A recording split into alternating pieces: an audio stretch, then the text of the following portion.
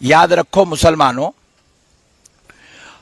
खुदा की कसम दरगाह जाना, दरगाह में अल्लाह के वली के मजार के सामने ठहरना और अल्लाह के वली से मांगना, अल्लाह की कसम यह शिर्क नहीं है।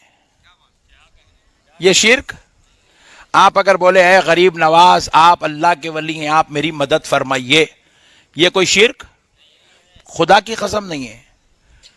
अगर किसी से मांगना शिर्क होता, मैं आपसे एक सवाल करता हूं, आपके घर पे फकीर आया, कौन आया? फकीर आके क्या बोलता? अल्लाह के नाम पे दे दे बाबा, वो बाबा आप है। फकीर किससे मांगता? हजरत लुकमान अपने बेटे से कह रहे हैं, या बुनैया ला तुशरिक बिल्लाह इन्न शिर्क लजुल्मुन अज़ीम। आए मेरे लखते जिगर, आए मेरे बेटे, कभी अल्लाह के साथ किसी और को शरीक मत करना। इन्न शिर्क लजुल्मुन अज़ीम, शिर्क सबसे बड़ा गुनाह है, शिर्क सबसे बड़ा जुल्म है। जुल्म, मेरा हक मार कर आप किसी और को दे दें तो ये मुझ पर जुल्म है।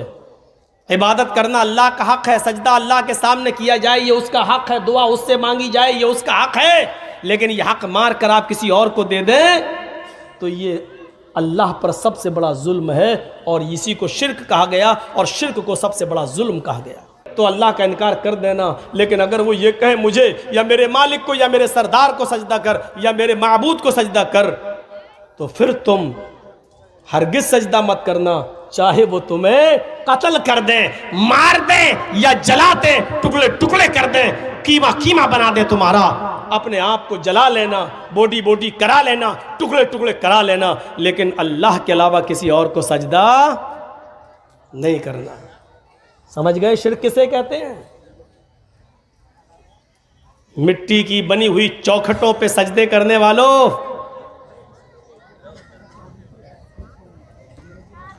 और हम ही जैसे मिट्टी में दफन रहने वाले किसी इंसान के सामने अपनी इज्जत व आबरू का जनाजा निकालने वालों, तुम्हारे लिए मुस्लिम शरीफ की हदीस काफी है। सोचो क्या